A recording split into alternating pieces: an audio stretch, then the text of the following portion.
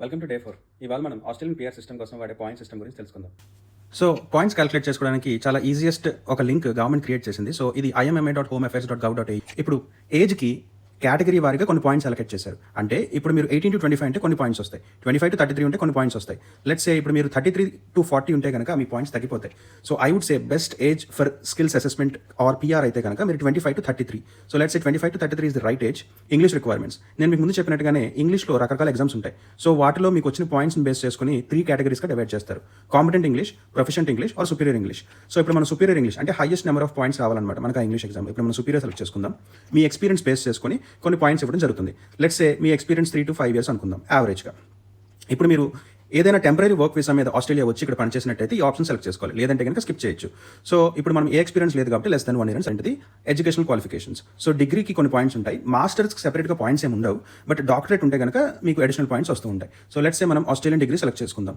ఇక్కడ Australian degree అంటే Australian గుర్తించిన డిగ్రీ అని. సో ఆస్ట్రేలియాలోనే చదవాలని రూల్ ఏం లేదు. So any degree from recognised Australian education institute.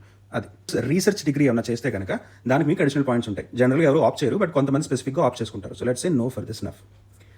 Credential community language ఇది చాలా ఇంపార్టెంట్. ఇక్కడ క్రెడెన్షియల్ కమ్యూనిటీ లాంగ్వేజ్ అంటే మీకు ఇంగ్లీష్ కాకుండా వేరే ఏదైనా భాష వస్తే కనుక దాన్ని మీరు ట్రాన్స్లేట్ చేసి ఇంటర్ప్రిట్ చేయగలిగితే కనుక మీకు అడిషనల్ పాయింట్స్ వస్తాయి. సో రీసెంట్గానే తెలుగు లాంగ్వేజ్ కూడా యాడ్ చేశారు. సో ఇది చాలా ప్లస్ అవుతుంది. సో లెట్స్ సే ఎస్ కొడదాము. మీరు ఆస్ట్రేలియాలో చదువుతున్నప్పుడు రీజనల్ ఏరియాలో చదువుంటే కనుక మీకు అడిషనల్ పాయింట్స్ వస్తాయి. Let's say no for this base చేసుకుని కూడా మీకు కొన్ని పాయింట్స్ ఇస్తారు. మీరు సింగిల్ అయితే కూడా కొన్ని పాయింట్స్ వస్తాయి. లెట్స్ సే మనం సింగిల్ అని సెలెక్ట్ చేసుకుందాం. ప్రొఫెషనల్ ఇయర్ అంటే మీరు ఇక్కడ మాస్టర్స్ లేదా బ్యాచిలర్స్ డిగ్రీ చేసిన తర్వాత మీకు 1 year ఇంటర్న్షిప్ ప్రోగ్రామ్ ఉంటుంది. అది చేసినట్టయితే మీకు అడిషనల్ పాయింట్స్ వస్తాయి.